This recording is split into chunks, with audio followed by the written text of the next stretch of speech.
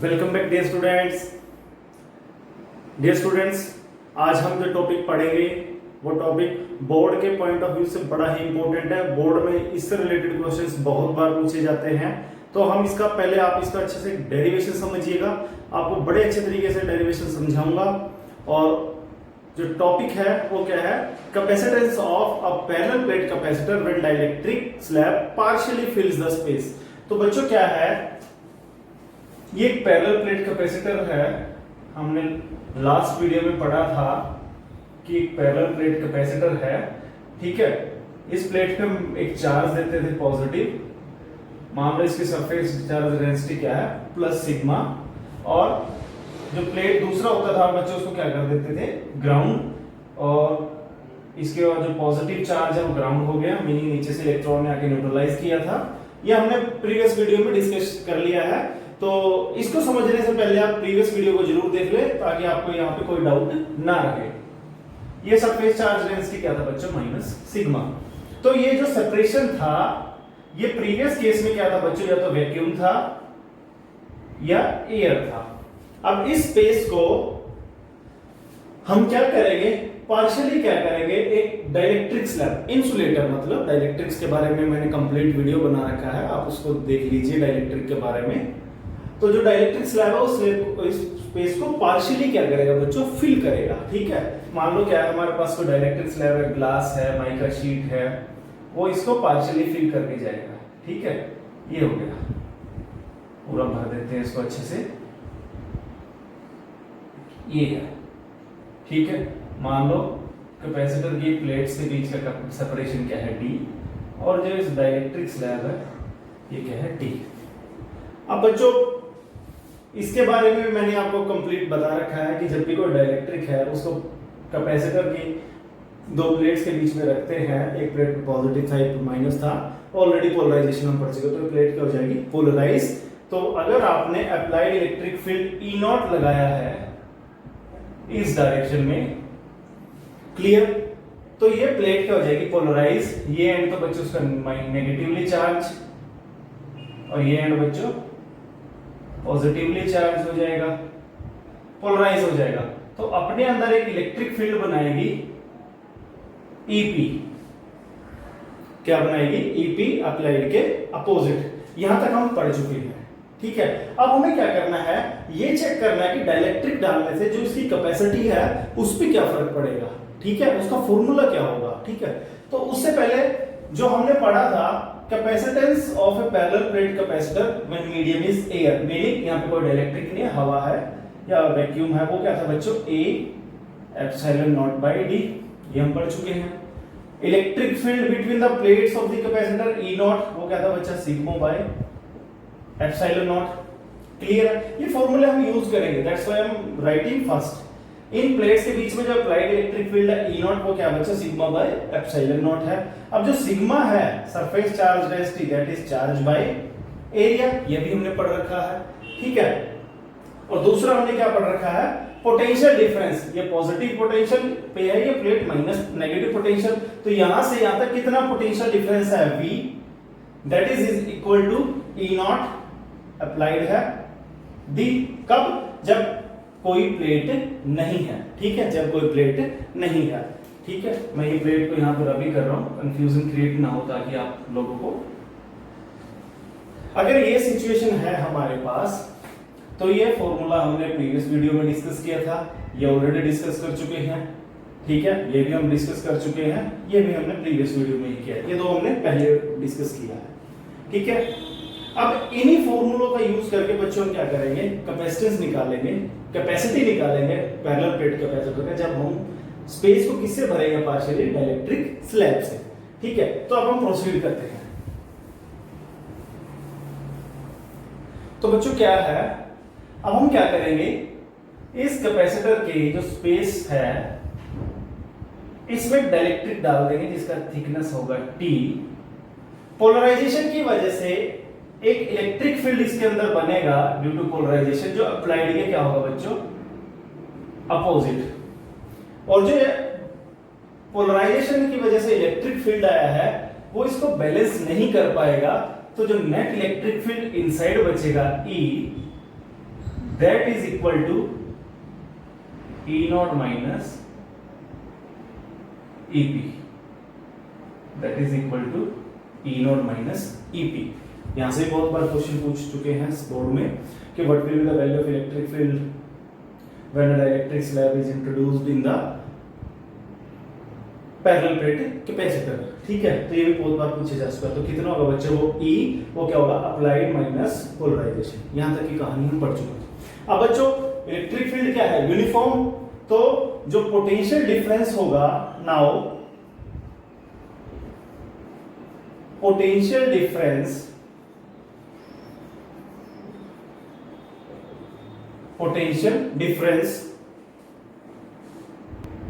Between the plates of the capacitor, V मान रहा हूं मैं उसको, वो क्या होगा बच्चों, electric field multiply by separation. वैसे लिखते क्या थे बच्चों, E is equal to dV by dr। मैंने प्रीवियस वीडियो में बता दिया था कि फील्ड कांस्टेंट है, इस वजह से हम ये डिफरेंशियल यहां से हटा देंगे। डायरेक्ट क्या लिख देंगे, E V bye separation. Separation को D से लिख रखा है तो D लिख देंगे। ठीक है, अब यहां पर बच्चों क्या है, जस्ट एक स्मॉल चेंज आएगा। प्रीवियस में क्या लिख दिया था हमने, डायरेक्ट इलेक्ट्रिक फील्ड क्या था, E not multiply by separation को क्या लिख दिया था, D। यहां तक की कहानी बिल्कुल ठीक थी हमारी। हम यही फॉर्मूला यूज करेंगे यहां पे, बट एक छोटा सा चेंज आप नोट करोगे, वो क्या होगा कि अब जो E नॉट है वो सिर्फ इस रीजन में बचा है और इस रीजन में, क्योंकि अंदर तो E है, तो दो इलेक्ट्रिक फील्ड है। ठीक है, एक इलेक्ट्रिक फील्ड तो बच्चों E नॉट है, वो कितने रीजन में है, T रीजन में तो बच्चों E है, तो D माइनस T में कितना बचेगा, E नॉट। क्लियर, प्लस अब E इलेक्ट्रिक फील्ड है, वो किसमें है, T रीजन में है, T सेपरेशन है। क्लियर, दो इलेक्ट्रिक फील्ड थे, E नॉट और E, दोनों का हमने वैल्यूज लिख दिया। E naught D minus T में था, डार्क से दिखा रखा आपको। T रीजन में क्या इलेक्ट्रिक फील्ड था, E। Clear, now we have dielectric constant K, वो क्या होता है बच्चों, applied electric field by reduced electric field, already discussed, applied by reduced. This implies E is equal to E naught by K, ये value यहां put कर देंगे बच्चों। देयरफॉर पोटेंशियल क्या बचेगा बच्चों, E naught D minus T plus E naught by K T। Clear बच्चों, देखो क्या कॉमन आ रहा है यहाँ पे, E नॉट को बाहर निकाल लेंगे, अंदर क्या बचेगा, D minus T plus T by K। Clear, मैं इसको यहां से रब कर दे रहा हूं बच्चों। आपको डेरिवेशन में जस्ट क्या याद रखना है, फर्स्ट स्टेप, उसके बाद तो अगर आपने पढ़ रखा होगा ना, ऑटोमेटिक आपका पेन चलेगा बच्चों। ठीक है, अब बच्चों क्या है, V। अब इलेक्ट्रिक फील्ड मैंने वीडियो के स्टार्टिंग में फॉर्मूला लिखा था, क्या था बच्चों, सिग्मा बाय एप्सिलॉन नॉट। इस प्लेट पे चार्ज डेंसिटी सिग्मा दिखा रखी है मैंने। दूसरी बात बच्चों, वीडियो में E नॉट और एप्सिलॉन नॉट में आप कंफ्यूज नहीं हो जाना। ठीक है, D माइनस T, अब यहाँ पे E नॉट नहीं है बच्चों, ये एप्सिलॉन नॉट है, D minus T plus T by K। बच्चे यही छोटी छोटी गलतियां करते हैं कि आप यहाँ पे E नॉट लिख देंगे, पूरी डेरिवेशन को आप गलत कर देंगे। अब बच्चों सिग्मा क्या है, वीडियो के स्टार्टिंग में लिखा था, charge by area, epsilon naught D minus T plus T by K। Clear, अब तो सिंपल मैथमेटिक्स ही है बच्चों, छोटे छोटे चेंजेस करने हैं। Now using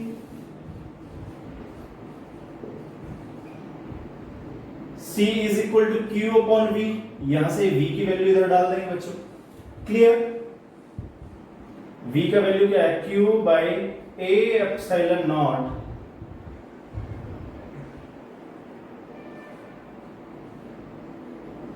D minus T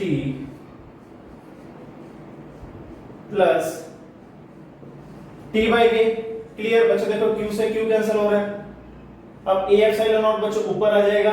ठीक है, मैं यहां पे लिख दे रहा हूं उसको, A एप्सिलॉन नॉट बच्चों ऊपर आया तो क्या हो गया, A एप्सिलॉन नॉट, नीचे जो बचा उसको एज इट इज लिख देंगे, D minus T plus T by K। ये हो जाएगा capacitance when the plate partially fills the space, when the plate partially fills the space। अब यहां तक की कहानी मेरे हिसाब से आप सबको क्या है, क्लियर है।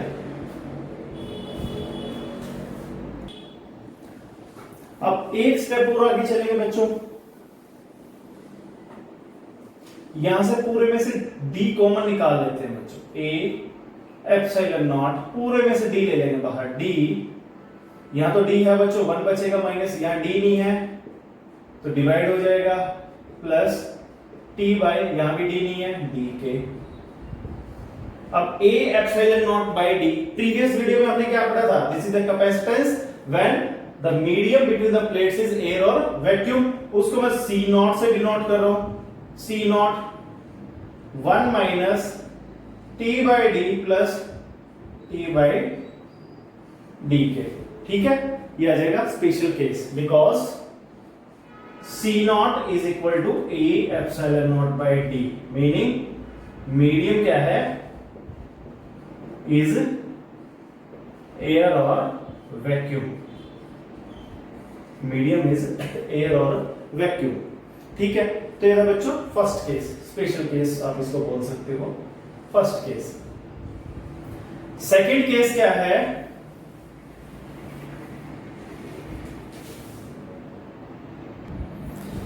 तो सेकंड केस क्या है बच्चों,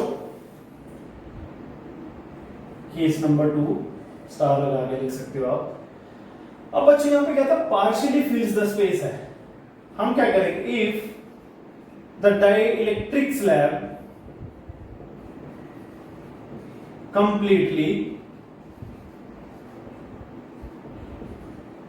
fills the space, अब ये पूरे को भर रही है, ठीक है, तब बच्चों T इज इक्वल टू क्या हो जाएगा, D, क्लियर। तो इस फॉर्मूले में जहां भी T है मैं वहां D डाल सकता हूं, ठीक है, यही तो होगा ना। अब ये स्लैब की पूरा का पूरे स्पेस को भर दे तो T क्या बन जाएगा बच्चों, D, तो वही करेंगे अब यहां पे, C is equal to A epsilon naught d minus d plus d by K, ये कट जाएगा तो क्या बचेगा, d बाई के, ये k बच्चों ऊपर और d नीचे ही रह जाएगा, ठीक है।